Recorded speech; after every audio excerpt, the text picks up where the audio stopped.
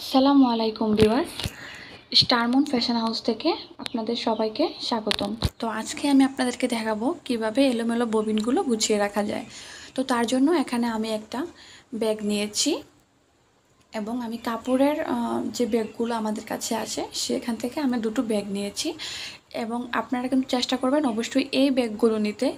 তার কারণ হলো এই ব্যাগগুলোর কোয়ালিটি অনেক ভালো এবং এগুলো সেলাই করলেও কিছুই হয় না এবং টান দিলেও এটা ছিঁড়ে না। তো সেজন্য আমি এই ব্যাগটাই বাছাই করেছি এবং এই ব্যাগগুলো খুবই সুন্দর। তো সেজন্য আমি এখানে এই ব্যাগগুলো নিয়েছি এবং এগুলোকে আমি সাইড থেকে কাটিং করে নিচ্ছি।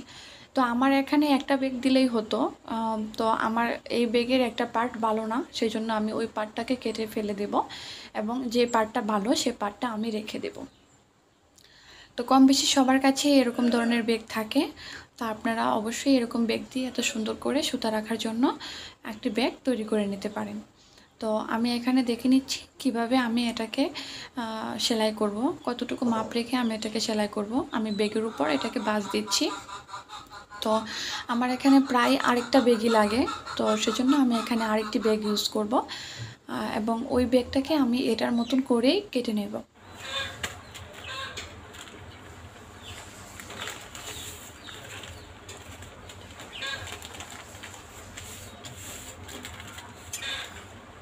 তো এই যে ব্যাগটাকে আমি ঠিক আগেরটার মতনই কেটে নেব এবং এখান থেকে আমার একটা পার্ট লাগবে, আর একটা পার্ট আমার লাগবে না।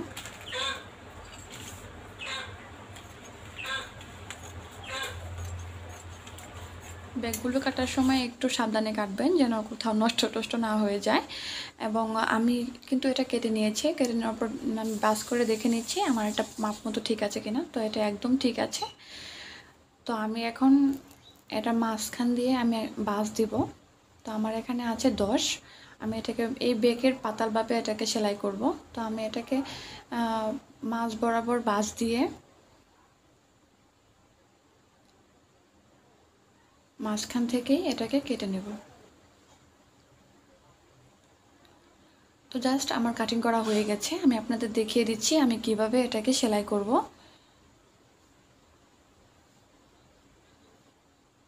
তো আমি এখানে একটার উপর আরেকটাকে রেখে 1/2 ইঞ্চি উপর করে রেখে আমি এটাকে বাস করব আর সেলাইটা করব। তো সেলাই করার জন্য আমি মেশিনে চলে এসেছি। তো আমি যে লাল ব্যাগটা দিয়েছি এটা দিয়ে আমি উপরের মাথাটা সেলাই করব। তো এবং এই ব্যাগের 4টা পার্ট থেকে একটা ব্যাগের পার্ট দিয়ে আমি এই বড় ব্যাগের নিচের পার্ট থেকে সেলাইটা শুরু করব। তো এখানে আমি ব্যাগটা রাখার সময় কিন্তু ব্যাগটাকে বড় যে ব্যাগটা আছে এই ব্যাগটাতে আমি সমানভাবে রেখে তারপরে সেলাইটা করব, মানে দু সাইডে সমান পরিমাণে ব্যাগের অংশ রেখে আমি এই উপরের কাগজটাকে সেলাইটা করব, মানে আমি 1 ইঞ্চি করে রেখে তারপর সেলাইটা করছি। তো এখানে আমি ব্যাগের সাথে ব্যাগের যে মুড়িটা আছে ও মুড়িটা দিয়ে আমি এই কাগজটাকে সেলাই করে নিয়েছি এবং আমি আরেকটা কাগজ নিয়ে নিয়েছি, আমি 2 নম্বর কাগজটা নিয়ে নিয়েছি। আমার এখানে কিন্তু 4টা কাগজের পার্ট হয়েছে। তো আমি এখানে 2 নম্বর কাগজের পার্টটা নিয়েছি এবং 2 নম্বর কাগজটা আমি সেলাই করব 1 নম্বর যে কাগজটা সেলাই করেছি এই কাগজের 1/2 ইঞ্চি ভিতরে, 1/2 ইঞ্চি ভিতরে দাগ দিয়ে তারপর আমি 2য় নম্বর কাগজটা সেলাই করব। তো আমার এখানে মনে হচ্ছে আমার কাগজের পরিমাণটা একটু বেশি হয়ে গেছে, অর্থাৎ অনেকখানি পাশ হয়ে যাচ্ছে কাগজটা। তো সেজন্য আমি এখানে 1 ইঞ্চি পরিমাণ কেটে নিচ্ছি। আপনারা কিন্তু এটা 4 ইঞ্চি কিংবা 4.5 ইঞ্চি মাপ নিয়ে কাগজটা কাটতে পারেন, তাহলে ববিনগুলো আপনার সেলার জন্য 1/2 ইঞ্চি চলে যাবে এবং ববিনগুলো 4 ইঞ্চির ভিতরে একটা ববিন কিন্তু অনায়াসে এবং খুব সুন্দরভাবে ঢুকে একবারে ঢেকে যায়। ঠিক আছে। তো আমি এখানে 1/2 ইঞ্চি দ্বিতীয় কাগজটা এখানে রাখবো, রেখে আমি 1/2 ইঞ্চি ভিতরে দাগ দিয়ে দেব, চক দিয়ে এই দাগটা দিয়ে দেব। যেহেতু সাদা কাগজ বোঝা যায় না, আপনারাও ক্যামেরাতে কতটুকু বুঝছেন আমি জানি না, আমি চেষ্টা করছি আপনাদেরকে বুঝিয়ে বলার জন্য। তো এবং 1/2 ইঞ্চির ভেতরে সেলাই করার সময় আমরা কিন্তু 1 নম্বর যে কাগজটা সেলাই করেছিলাম প্রথমে ওই কাগজটাকে আমরা সরিয়ে দেব। ঠিক আছে। এবং অবশ্যই এটা সেলাই করার সময় সোজা করে সেলাইটা করবেন যেন আঁকাবাঁকা না হয়।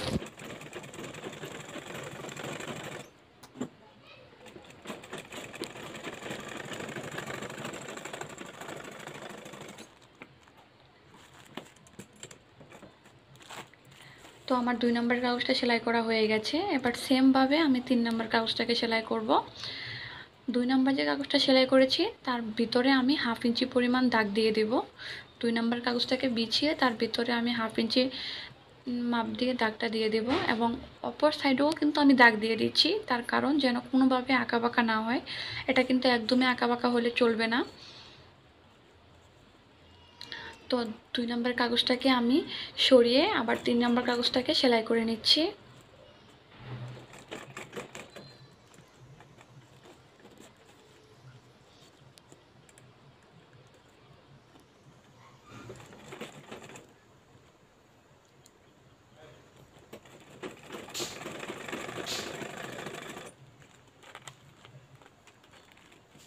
এবং সেলাই করার সময় অবশ্যই কিন্তু মনে রাখবেন মেশিনের স্টিচটা আপনারা বাড়িয়ে দেবেন। মেশিনের স্টিচটা বাড়িয়ে দেওয়ার বলতে আমি বোঝাচ্ছি আপনাদের মেশিনে যত বড় সেলাই আছে চেষ্টা করবেন সেই বড় সেলাইগুলো দিতে। ক্যামেরাতে কতটুকু বোঝা যাচ্ছে আমি জানি না, সেজন্য আপনাদেরকে বলে দিচ্ছি ব্যাক সেলাই করার সময় কিন্তু ছোট সেলাই দিলে চলবে না, বড় সেলাইটাই দিতে হবে। তো আমার এখানে 3 নম্বর কাগজটাও সেলাই করা হয়ে গেছে। ঠিক একই রকমভাবে আমি 4 নম্বর কাগজটাকেও সেলাই করে নেব এবং অবশ্যই সেলাই করার সময় আপনারা কিন্তু সমান করে এটাকে সেলাই করবেন, অর্থাৎ সোজা করে সেলাই করবেন, কোনোভাবেই যেন আঁকাবাঁকা না হয়।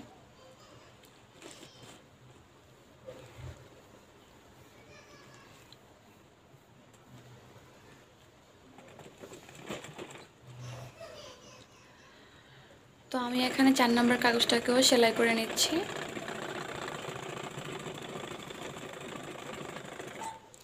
তো আমার 4 নম্বর কাগজটাও সেলাই করা হয়ে গেছে। এবার আমি ব্যাগের দু সাইডের যে মুড়িটা আছে এটা সেলাই করে নেব। তো এটাকে আমি সমানভাবে ধরে 1 ইঞ্চি করে যে ব্যাগের অংশটা আমি বাড়তি রেখেছি সেই ব্যাগটাকে আমি ভাঁজ দিয়ে ভেঙে সেলাই করে দেব। এখানে মুড়ি ভাঙার কোনো প্রয়োজন নেই, জাস্ট চাপ দিয়ে এটাকে ভাঁজ দিয়ে ধরে ধরে সেলাইটা করবেন এবং সেলাই করার সময় কিন্তু হাত দিয়ে চেপে চেপে সেলাইটা করবেন যেন আপনার কাগজের ভাঁজটা সমান থাকে এবং যে কাগজের উপরে আপনি এটাকে সেলাই করছেন সেটা যেন সমানভাবে বসে যায়।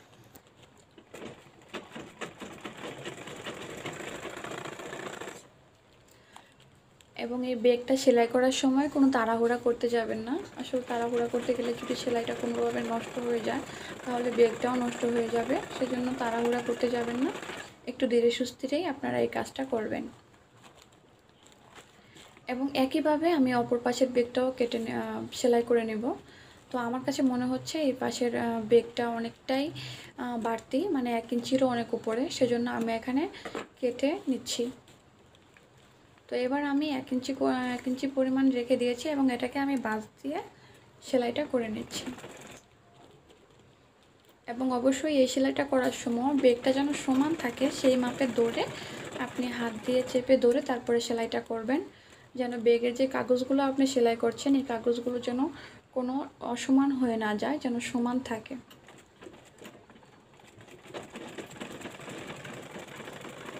তো ভিউয়ার্স, আশা করি আপনাদের আমার এই ভিডিওটা সত্যিই খুব উপকারে আসবে। যাদের কাছে আমার মতো সুতা গুছিয়ে রাখার মতো তেমন কিছু নেই, তো তাদের জন্যই এই ভিডিওটা। আপনারা অবশ্যই এই ভিডিওটা দেখে উপকৃত হবেন। আর এই কাগজগুলো কিন্তু আমাদের ঘরের ভিতরেই থাকে, আমাদের বাসায় থাকে, সেজন্য আপনাকে কোনো কিছু করতে হবে না বা কোথাও যেতেও হবে না।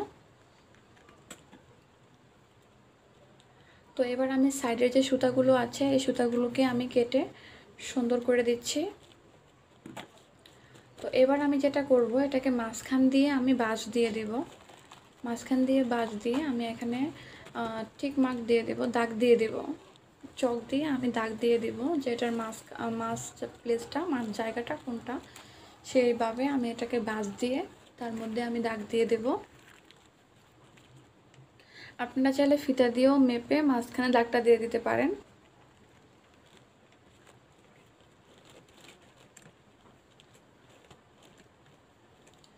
তো আমি এখন যে দাগটা আমি দিয়েছি মধ্য বরাবর, সেই মধ্য বরাবর অনুযায়ী ধরে আমি এটাকে সেলাই করে নেব। এবং সেলাই করার সময় কিন্তু অবশ্যই চাপ দিয়ে ধরে ধরে তারপরে সেলাইটা করবেন, কোনোভাবেই যেন একটা কাগজের এদিক সেদিক না হয়।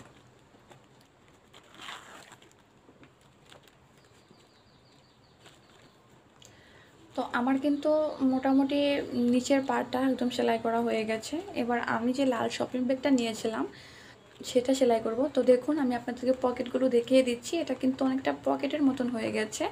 4টা কাগজে আমার 8টা পকেট হয়েছে এবং পকেটগুলো কিন্তু বেশ চওড়া। তো এবং লম্বায়ও অনেকটুকুই পকেটগুলো আছে 5 ইঞ্চি করে, ঠিক আছে। তো এখন এই লাল শপিং ব্যাগটা দিয়ে আমি এই মাথাটাকে মুড়িয়ে নেব। তো আমি এটাকে অনেকটা মোটা করেই কেটে নেব। এটা আপনারা আপনাদের প্রয়োজন মতো করে কেটে নিতে পারেন। এটার আসলে কোনো মাপজোকের দরকার নেই। আপনারা কতটুকু চওড়া করে এটা দেবেন ততটুকু করেই আপনারা এটাকে কেটে নিতে পারেন। তো আমি এটাকে এভাবেই সেলাই করব। তো আমি এটাকে একটু চড়া করে নিয়েছি যেন ব্যাগের যে হাতে ধরার যে ছিদ্রটা রয়েছে মাঝখানে সেটা যেন না দেখা যায়, সেটা যেন ঢাকা পড়ে, সেজন্য আমি একটু মোটা করে সেলাইটা করছি। তো এই ব্যাগটা সেলাইয়ের সময় কিন্তু আপনাদের এই ব্যাগটা সেলাই করার সময় কিন্তু মুড়ি ভাঙতে হবে না, কারণ ব্যাগের থেকে কোনো কিছুই ওঠে না, ব্যাগের সাইড দিয়ে কোনো কিছু ওঠে না যে মুড়ি ব্যাগে সেলাই করতে হবে, জাস্ট শুধু সেলাই করবেন। এবার বেশি যে অংশটা আছে সেটা আমি কেটে নিচ্ছি। কেটে নেওয়ার পর আমি এবার ব্যাগের সমান করে এই শপিং ব্যাগটাকে বাঁশ দিয়ে সেলাই করে দিচ্ছি।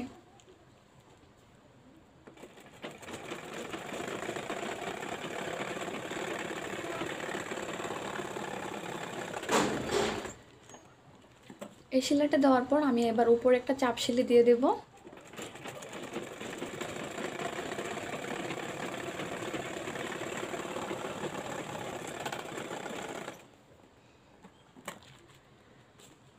তো দেখুন আমি কিন্তু এটার সাইড দিয়ে সেলাই করে নিই।